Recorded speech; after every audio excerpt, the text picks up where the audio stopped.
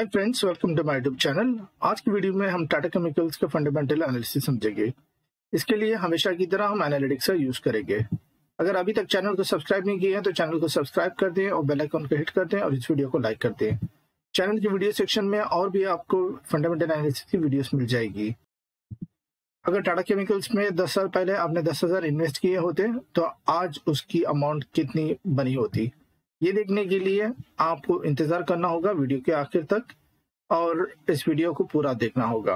तो चलिए वीडियो में आगे बढ़ते हैं और एनालिसिस शुरू करते हैं। टाटा केमिकल स्टार्ट हुआ था 1939 में। इसे 80 साल से ज्यादा हो चुका है। ये बनाती है प्रोडक्ट्स जैसे कि बेसिक केमिस्ट्री, जैसे soda ash, sodium chloride, sodium bicarbonate और स्पेशलिटी केमिस्ट्री। ये दुनिया के नंबर 3 सोडा ऐश प्रोड्यूसर है और ये सोडा ऐश इस्तेमाल होता है सोप्स बनाने में, डिटर्जेंट्स और पेपर जैसी प्रोडक्ट्स बनाने में। टाटा केमिकल्स का ग्लोबल प्रेजेंस अगर देखा जाएगा तो 4 से ज्यादा कॉन्टिनेंट्स में ये मौजूद है। अगर हम देखेंगे लॉन्ग टर्म का इन्वेस्टमेंट का सबसे बड़ा फायदा, जैसे कि वीडियो के आखिर में, उससे पहले मैं बताना चाहता हूं कि लॉन्ग टर्म के इन्वेस्टमेंट में आपको पेशेंस रखना होगा और दूसरे फंडामेंटली स्ट्रॉन्ग स्टॉक्स में इन्वेस्ट करना होगा। जैसे कि आपको मालूम है और मैं बार बार कहता हूं कि वॉरेन बफेट कहते हैं कि अगर आप किसी शेयर को 10 साल के लिए खरीदने तैयार नहीं है तो 10 मिनट के लिए उसके मालिक होने के बारे में ना सोचे। ऊपर आई बटन को क्लिक कर दें और भी फंडामेंटल्स की वीडियो आपको मिल जाएगी। फंडामेंटली स्ट्रॉन्ग स्टॉक्स को आइडेंटिफाई करने के लिए हम देखेंगे कंपनी के sales growth, operating profit margin, net profit, reserves and borrowings, cash flow, ratios, returns. सबसे पहले बात करेंगे हम सेल्स की। उसे एक एग्जांपल समझते हैं। हमेशा सेल्स ऊपर की तरफ होना चाहिए और सेल्स नीचे की तरफ। एग्जांपल में हम यहाँ पे देख सकते हैं कि एक्सपेंसेस ऊपर है और सेल्स नीचे है। इस तरीके से बिल्कुल भी नहीं होना चाहिए। तो 10 सालों में टाटा केमिकल्स का परफॉर्मेंस कैसा रहा है, ये हम पहला चेक कर लेते हैं। ये रहा कंपनी का सेल्स और ये रहा एक्सपेंसेस। ये पहला चेक ये हो गया कि सेल्स ऊपर है और एक्सपेंसेस नीचे है। और दूसरा चेक ये होना चाहिए कि कंपनी का जो सेल्स और एक्सपेंसेस के बीच में जो गैप होनी चाहिए और ज्यादा होना चाहिए। तो यहाँ देख सकते हैं आप, ज्यादा गैप नजर आ रही है। तो जितनी ज्यादा गैप है उतना ज्यादा फायदा है। ये हम जानेंगे ऑपरेटिंग प्रॉफिट मार्जिन में कितनी ज्यादा गैप बनी है। दूसरा चेक हमें ये देखना है कि कंपनी की सेल नीचे से ऊपर की तरफ जा रही है या नहीं।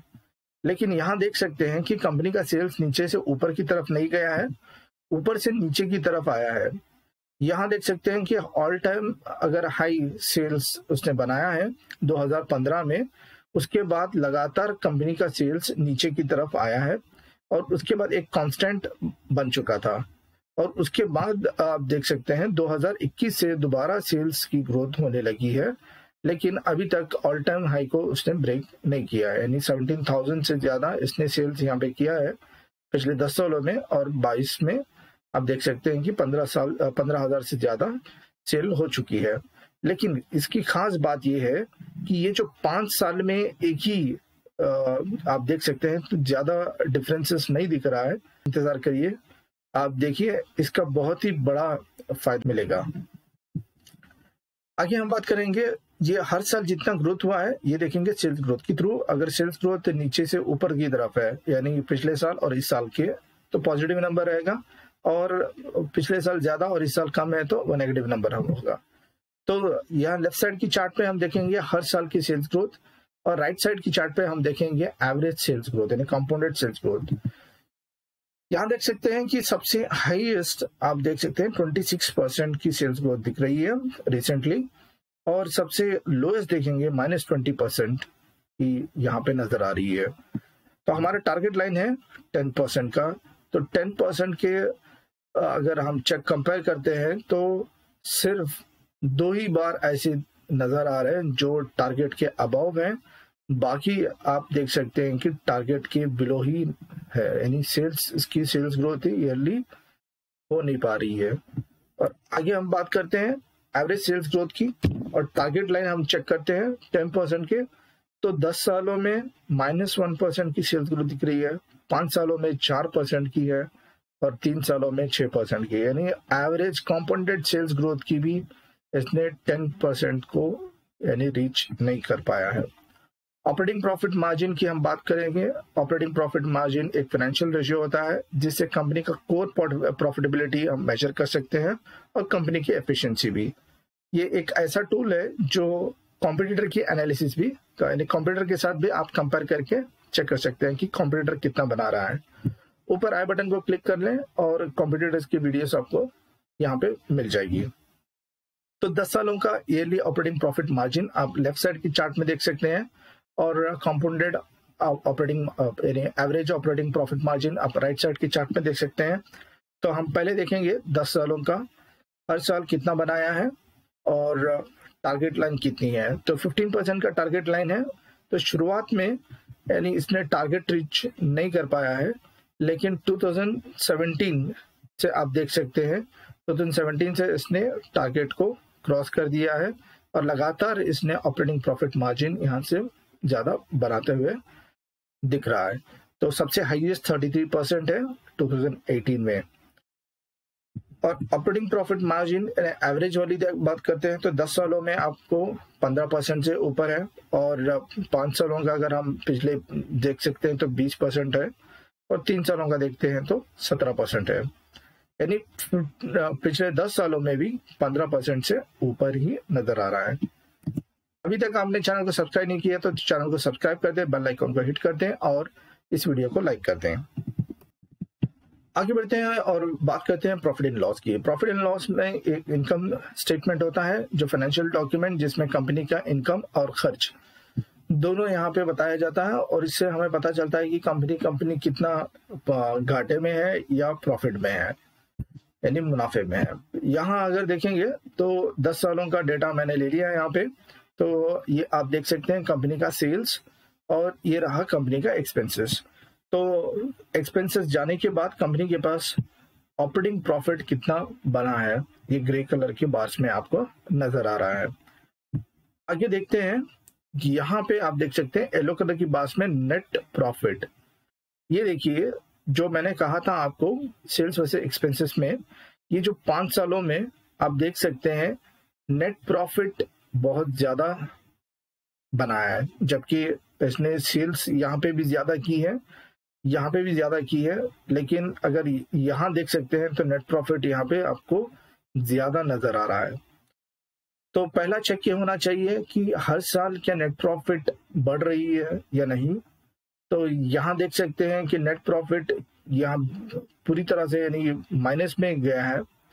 और दूसरा अगर हम यहाँ बात करते हैं लगातार नेट प्रॉफिट यानी घटते हुए नजर आया और 2017 से 2020 तक यानी नेट प्रॉफिट की ग्रोथ यहाँ पे शानदार होती हुई नजर आ रही है और 2022 के फिर से यानी इसकी ग्रोथ नजर आ रही है। तो कंपनी ये नेट प्रॉफिट का इस्तेमाल कहाँ पे करने वाली है ये हम देख लेते हैं। हो सकता है कंपनी ये दोबारा अपने बिजनेस में री इन्वेस्ट करेगी या फिर डिविडेंड्स के थ्रू अपने शेयर होल्डर्स को पे कर सकती है। डेट है तो कंपनी के पास डेट क्लियर करेगी या रिजर्व्स को बढ़ाएगी या फिर कोई दूसरे कंपनीज को एक्वायर कर सकती है। तो हम आगे देखेंगे रिजर्व्स ऑफ बोरोइंग्स को क्या कंपनी बढ़ा रही है या घटा रही है। तो रिजर्व्स और बोरोइंग्स में हम राइट साइड की चार्ट पे देखेंगे तो कंपनी यहाँ देख सकते हो कि आप रिजर्व्स लगातार बढ़ाते हुए हमें दिख रहा है। तो बोरोइंग्स की अगर बात करेंगे तो यहाँ पे आपको बोरोइंग्स ज्यादा थे लेकिन यहाँ थोड़ा कम होते नजर आ रही हैं। तो ये थी वैल्यू वाइज हमने यहाँ पे देख लिया। तो अब हम देखेंगे यही रिजर्व्स ऑफ बोरोइंग्स परसेंटेज के वाइज। तो यहाँ देख सकते हैं कंपनी के पास 72% की अभी रिजर्व्स है, 28% कंपनी के पास यानी डेट है। तो शुरुआत आप देख सकते हैं 61% तक डेट था। तो इसका मतलब कंपनी ने अपने डेट को रिड्यूस करते हुए अभी 28% तक ले आया है और हमारा टारगेट है 85% तक होना चाहिए। आगे हम बात करेंगे कैश फ्लो की।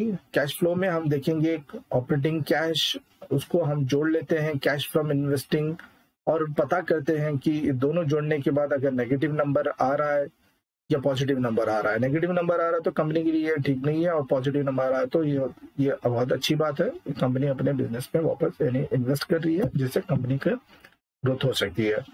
अगर हम डेटा यहाँ पे देखेंगे 10 सालों का, तो 19 और 20 में ऐसा नेगेटिव नंबर नजर आ रहा है, और बाकी आप देख सकते हैं यानी पॉजिटिव नंबर ही नजर आ रहा है। रेशियोज में हम बात करेंगे रिटर्न ऑन कैपिटल एम्प्लॉयड। तो कैपिटल एम्प्लॉयड होता है जो कंपनी में इन्वेस्टमेंट हुआ, जो हमने इक्विटी और डेट को मिला के इन्वेस्ट किया था, उससे कितना हमें रिटर्न मिला है। तो हम यहाँ देखेंगे 10 सालों का डेटा लेके, टारगेट लाइन है 15%, और यहाँ देख सकते हैं कि टारगेट के अबव सिर्फ 2 ही बार ऐसा दिख रहा है, यहाँ पे 19 और 40% की ROCE बनती हुई नजर आ रही है। और बाकी आप देख सकते हैं कि 12% से लेके सबसे नीचे अगर देखें 3 to 9% यहाँ पे नजर आ रही है। आगे बात करेंगे शेयर होल्डिंग की। तो 2020 से दिसंबर 22 तक का शेयर होल्डिंग पैटर्न है। यहाँ देखेंगे तो शुरुआत में 34% था, तो कंपनी के प्रमोटर्स ने अपना यहाँ पे शेयर होल्डिंग को इंक्रीज किया है। अभी 37% कंपनी के प्रमोटर्स के पास है। FIs और DIs के पास 14 to 20% है, और पब्लिक के पास 29% से लेके 28% तक है। आखिर में हम आगे ऑल टाइम रिटर्न्स की, जो मैंने कहा था लॉन्ग टर्म इन्वेस्टमेंट में बनता है पैसा, तो हम यहाँ पे देखेंगे कि लॉन्ग टर्म में कितना पैसा इस कंपनी ने बना कर दिया है। तो all time high all time का अगर देखेंगे तो 2000% से ज्यादा इसने दिया है। ये 99 में अगर इस कंपनी में इन्वेस्ट किए होते तो इसका 45 रुपीज था, आज के डेट पे ये 1000 के आसपास है। अगर CAGR की बात करते हैं तो 10 साल पहले अगर आप इस कंपनी में इन्वेस्ट किए होते 10,000 रुपया, तो 21% से आपको बने होते ये 10,000 रुपया 67,000। कंक्लूजन में आते हैं और देखते हैं कि हमने जितने भी डिस्कशन की थी सेल्स वर्सेस एक्सपेंसेस, इसमें आप देख सकते हैं कि सेल्स वर्सेस एक्सपेंसेस दोनों में गैप नजर आ रही है, की तरफ नहीं है, सेल्स नीचे से ऊपर की तरफ नहीं है, ईयरली सेल्स ग्रोथ बिल्कुल भी नहीं है। ईयरली ऑपरेटिंग प्रॉफिट मार्जिन अगर 5 साल से हम देखते हैं तो 5 साल में बिल्कुल भी यानी टारगेट के अबव ही परफॉर्म किया है, तो ये बढ़िया है। और आगे हम बात करते हैं रिजर्व्स ऑफ बोरोइंग्स की। अगर देखेंगे तो डेट यानी कम होते हुए नजर आ रहा है। शेयर होल्डिंग पैटर्न में प्रोमोटर्स अपने शेयर्स को इंक्रीज किए हैं, लेकिन इस पे हमें मॉनिटर करते रहना चाहिए कि फिर से प्रोमोटर्स इंक्रीज कर रहे हैं या नहीं। रिटर्न ऑन कैपिटल एम्प्लॉयड की बात करते हैं तो ये बिल्कुल भी ठीक नजर नहीं आया। यहाँ पे सिर्फ 2 ही बार ऐसा है जो टारगेट लाइन के ऊपर परफॉर्म किया है। तो आज के लिए इतना ही है। उम्मीद करता हूँ आपने इस वीडियो से कुछ सीखा होगा। अगर अभी तक आपने चैनल को सब्सक्राइब नहीं किया है तो प्लीज चैनल को सब्सक्राइब कर लें और इस वीडियो को लाइक कर दें। आपके लाइक करने से ही मुझे मोटिवेशन मिलती है। तो चलिए मिलते हैं अगली वीडियो में।